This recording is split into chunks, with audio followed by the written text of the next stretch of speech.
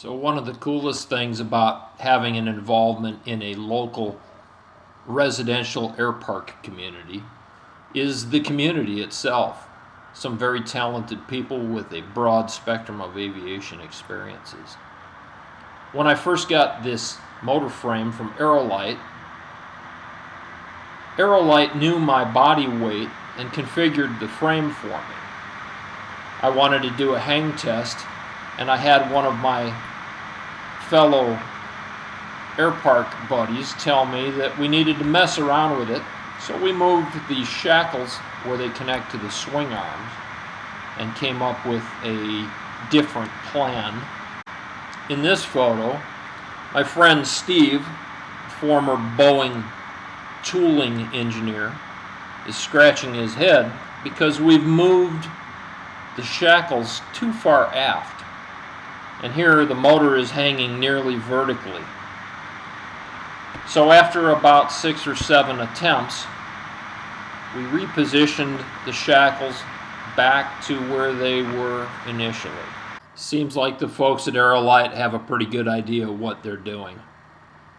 Being tilted too far forward is extremely uncomfortable, and now that I've got it set, it's much more agreeable.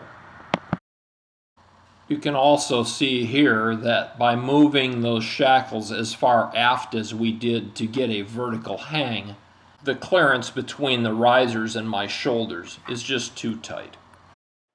So once I was reasonably satisfied with my 4 aft CG hook-in points on the swing arms via the shackles and the carabiners, and I take a look at this photo, although it's not perfectly oriented, it gives me about a 10 or 12 degree pitch of the propeller plane relative to the horizon. I think that's what I'm shooting for. I had my buddies repeatedly lift and lower me using the hydraulic hangar door to practice the transition from weight on feet to weight into the harness and then in and out of the seat. It is a big personal goal of mine to get through my initial 10 or 12 hours of flying this contraption without breaking a propeller or setting down on landing. This was invaluable. I had no idea the mechanics involved of my legs and my body getting on and off of the ground, and how easy it would be to just give up and sit down. Now that I understand how the weight comes back onto my body and what it feels like, this is going to be a very, very well spent afternoon of time. So if you have access to either a simulator or a way to lift yourself with the paramotor attached to your body, spend some time practicing this.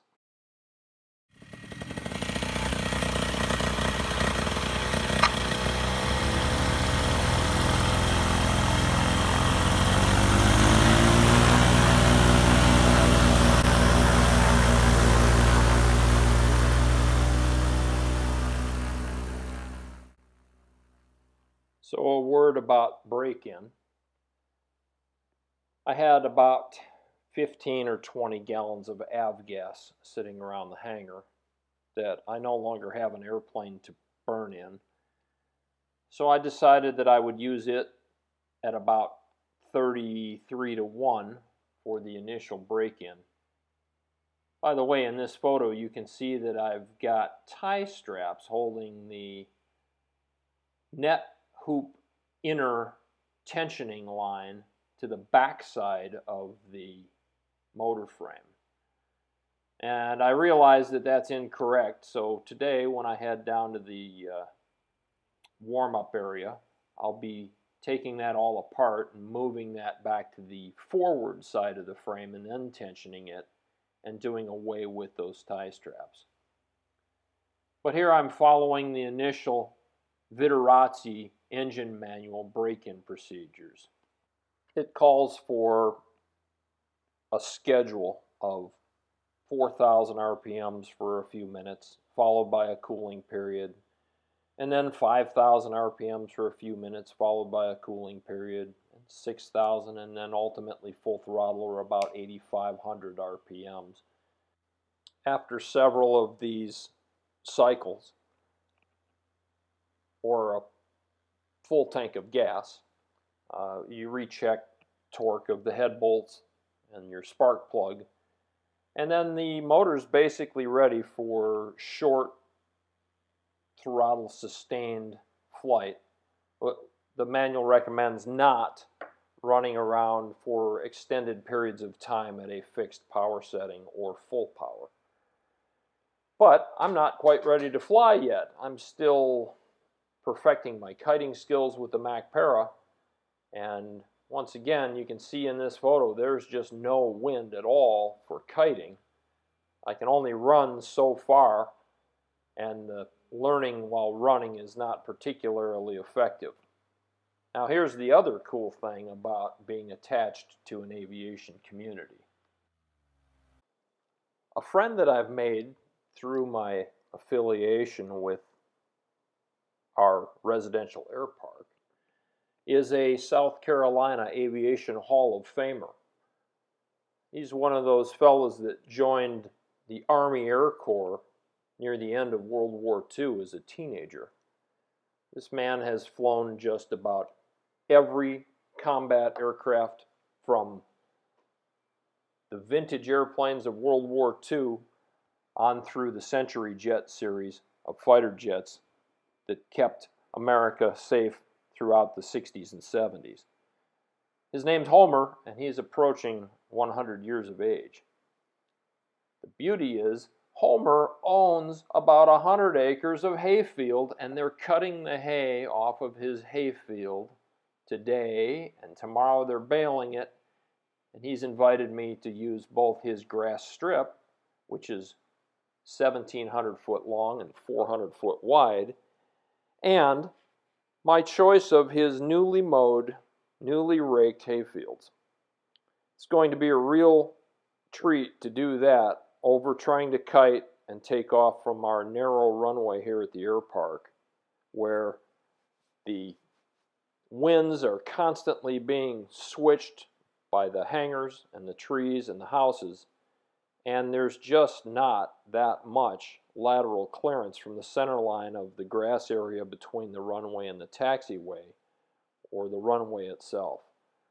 So, although I may launch from this area where I'm successfully crashing my glider back to the ground repetitively, I think the honest truth is, unless I have a wind, flying from here is pretty unrealistic.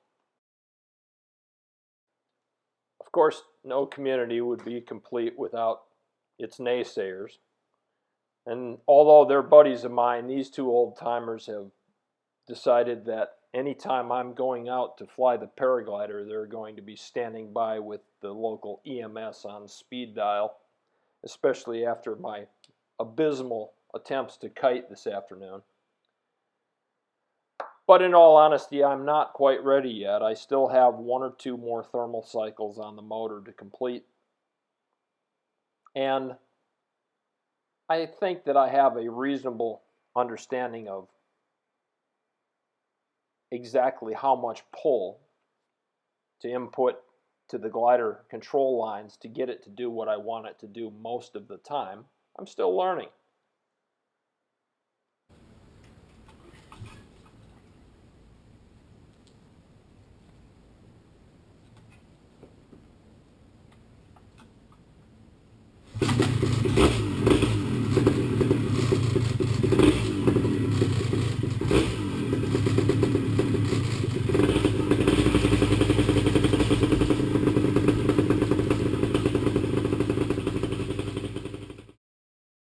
So I'm still working through a few more thermal cycles following that acceleration schedule of gradually increasing RPMs and engine temperature.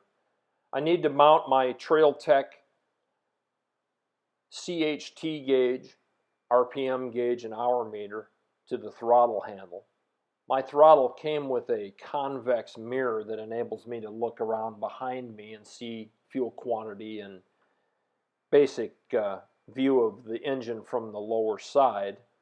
But I think I'm going to remove or redesign how I use that mirror and instead use that lower portion of my throttle handle as a mount point for the instrumentation.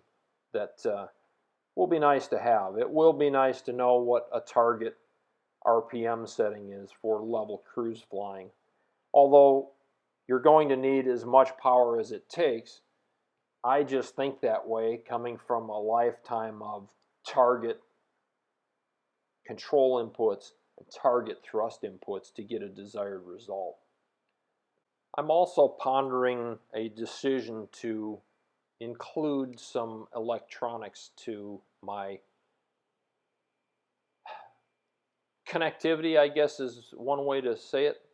I'm very strongly looking at a Spot Gen 3 satellite GPS messenger for the lousy $150 that it costs to purchase, and then the subscription fee on an annualized basis. It's nice insurance to know that if you did have a problem or an off-field landing, you could notify someone even if you were out of cell phone coverage. And I'm considering carrying an ICOM ICA14 two-way radio. Maybe you have experience with a handheld aviation radio. The helmet that I purchased is Bluetooth capable now that I've installed the Cena system, but I don't believe that anybody makes a handheld aviation radio that's Bluetooth capable. So I'll be adding some wires if I choose to carry that. Given the infrequent number of operations at our little air park here, I could probably more than easily get away without having a radio for transmitting my own position. But it would be nice to be able to monitor for incoming aircraft and be able to talk to my other pilot buddies. So if you have any experience with either of these types of electronics, personal locators, breadcrumb dropping tracking software, even for that matter, smartphone apps that are good for paragliding, please leave me a comment in the comment section, and I'll be working on the rest of the break-in and hopefully getting out flying yet by the end of this week. Thanks for watching.